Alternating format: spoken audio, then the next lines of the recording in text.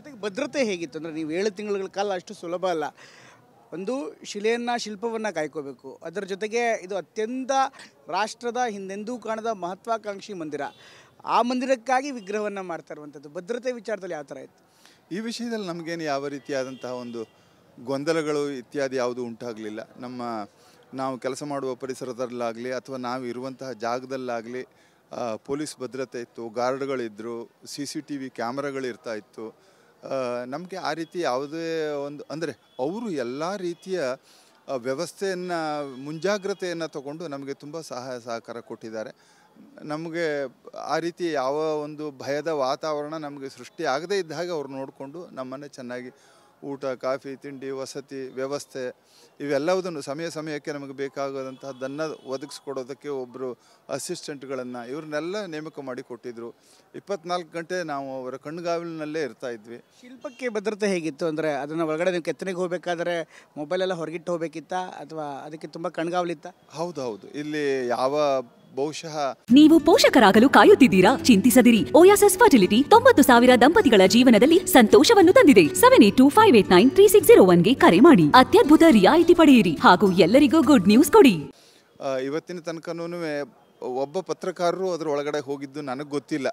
ಯಾಕೆಂದರೆ CCTV camera ಇರೋದ್ರ ಮೂಲಕ ಮತ್ತು ನಾವುಗಳು ಅಷ್ಟೇ ಜವಾಬ್ದಾರಿಯನ್ನು ವಹಿಸ್ಕೊಳ್ತಾ ಇದ್ವಿ. ಯಾರ ಹತ್ರನೂ ಆ ರೀತಿಯಾಗಿ ಎಲ್ಲೂ ಹೊರಕ್ಕೆ ವಿಷಯಗಳು ಹೋಗಬಾರ್ದು. ಯಾಕೆಂತಂದರೆ ಇಷ್ಟು ದೊಡ್ಡ ಕೆಲಸ ಮಾಡುವಾಗ ಅಷ್ಟು ಮಿನಿಮಮ್ ಒಂದು ತೀರ್ಮಾನವನ್ನು ನಾವು ತಗೊಂಡು ಜವಾಬ್ದಾರಿಯುತವಾಗಿ ಕೆಲಸ ಮಾಡೋದಕ್ಕೆ ನಮ್ಮ ಎಲ್ಲ ಪ್ರಾಮಾಣಿಕವಾದ ಪ್ರಯತ್ನವನ್ನು ನಾವು ಮಾಡಿದ್ದೀವಿ ಅನ್ನೋ ಒಂದು ತೃಪ್ತಿ, ಸಮಾಧಾನ ಎರಡೂ ನಮಗಿದೆ.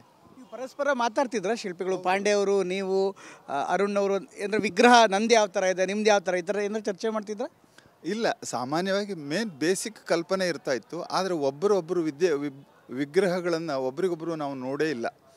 ಕೊನೆಯ ತನಕನೂ ಬಹುಶಃ 29ನೇ ತಾರೀಕು ಜಡ್ಜ್ಮೆಂಟ್ ತೀರ್ಮಾನ ಆಗೋ ತನಕ ಕೂಡ ನಾವು 3 ಜನನೂ ಒಟ್ಟಿಗೆ ಇರ್ತಾ ಇದ್ವಿ, ಒಟ್ಟಿಗೆ ಊಟ ಮಾಡ್ತಾ ಇದ್ವಿ, ಒಟ್ಟಿಗೆ ಟೂರ್ಗೆ ಹೋಗ್ತಾ ಇದ್ವಿ, ಆಟ ಆಡ್ತಾ ಇದ್ವಿ, ದೀಪಾವಳಿಯನ್ನು ಆಚರಣೆ ಮಾಡಿದ್ವಿ. ಎಲ್ಲವುದನ್ನು ಮಾಡಿದ್ರೂ ಶಿಲ್ಪದ ವಿಜುವಲೈಸೇಷನ್ ಒಬ್ಬರಿಂದ ಒಬ್ಬರಿಗೆ ಆಗೇ ಇರಲಿಲ್ಲ. ಅದು ನಾವೇ ಒಂದು ಸಂಕಲ್ಪ ಮಾಡ್ಕೊಂಡಿದ್ವಿ.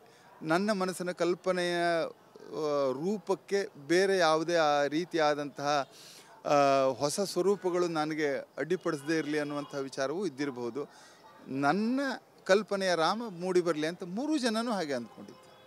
ಇದನ್ನು ಸ್ಪರ್ಧೆ ಅಂತ ಕರೆಯಲ್ಲ, ಅಂತಿಮವಾಗಿ ಅರುಣ್ ಅವ್ರದ್ದು ಆಯ್ಕೆ ಆಯಿತು. ಆದರೆ ಇದು ರಾಮನ ಆಯ್ಕೆ ಅಂತ ಈಗಾಗಲೇ ನೀವು ಕೂಡ ಹೇಳ್ತಾ ಇದ್ರಿ. ಈ ಆಯ್ಕೆ ವಿಚಾರ ಸ್ವಲ್ಪ ಬೇಸರ ಏನಾರು ಆಯಿತಾ? ಇನ್ನೇನಾರು ಆಗಬೇಕು? ಇಲ್ಲ, ಇದು ಆಯ್ಕೆ ವಿಚಾರ ಅವರಿಗೆ ಬಿಟ್ಟಂತಹದ್ದು. ಅವರಿಗೆ ಆ ಜಾಗಕ್ಕೆ ಬೇಕಾದ್ದನ್ನು ಅವರು ಹೇಗೆ ಬೇಕೋ ಅದೆಲ್ಲ ವಿಚಾರವನ್ನು ಅವರು ಮಾಡಿ ಒಳ್ಳೆಯ ತೀರ್ಮಾನವನ್ನೇ ಅವರು ತಗೊಂಡಿರ್ತಾರೆ. ಅದಕ್ಕೆ ನನಗೂ ಹೆಮ್ಮೆ ಇದೆ, ನನಗೂ ಸಂತೋಷ ಇದೆ. ಹಾಗೆ ಅಂತ ನನ್ನ ರಾಮ ಕೆಳಗೆ ಅಂತ ಅರ್ಥನೂ ಅಲ್ಲ. ನನ್ನ ಧ್ಯೇಯ, ನನ್ನ ಉದ್ದೇಶ, ನನ್ನ ಗುರಿ ಏನಿತ್ತು, ನನ್ನ ಚಿಂತನೆ ಏನಿತ್ತು, ಅದಕ್ಕನುಗುಣವಾಗಿ ನನ್ನ ಕಲಾಕೃತಿಯನ್ನು ನಾನು ಮಾಡಿದೆ. ಅವರಿಗೆ ಇದನ್ನು 3 ಕೂಡ ತುಂಬ ಗೌರವಯುತವಾಗಿ ಇಲ್ಲೇ ನಾವು ಅಯೋಧ್ಯದಲ್ಲಿಯೇ ಪ್ರತಿಷ್ಠಾಪನೆ ಮಾಡಿ ಅಂತಂದರೆ ಅದನ್ನು ಪ್ರದರ್ಶನ ಮಾಡಿ ಅದಕ್ಕೆ ಯೋಗ್ಯವಾದ ಮಾನ ಸಮ್ಮಾನಗಳನ್ನು ಒದಗಿಸ್ತೇವೆ ಅನ್ನುವಂಥ ಮಾತುಗಳನ್ನು ಟ್ರಸ್ಟ್ನವರು ನಮಗೆ ಹೇಳಿದ್ದು ನಮಗೂ ಒಂದು ಸಮಾಧಾನ ಇದೆ, ಸಂತೋಷ ಇದೆ. ಹಾಗಾಗಿ ನಾನು ನನ್ನ ಜೊತೆಗೆ ಸಹಕಾರ ಮಾಡಿದಂಥ ಎಲ್ಲವ್ರನ್ನೂ ಸ್ಮರಿಸ್ತೇನೆ. ಅರುಣನಿಗೆ ಬೆಸ್ಟ್ ಆಫ್ ಲಕ್ ಅನ್ನೋ ವಿಶಸ್ಸನ್ನು ಹೇಳೋದಕ್ಕೆ ಇಷ್ಟಪಡ್ತೇನೆ. ಇದು ಶತಮಾನದ ಮಂದಿರ, ಮುಂದಿನ ಪೀಳಿಗೆಗಳು ಕೂಡ ನೋಡ್ತಾ ಇರ್ತವೆ.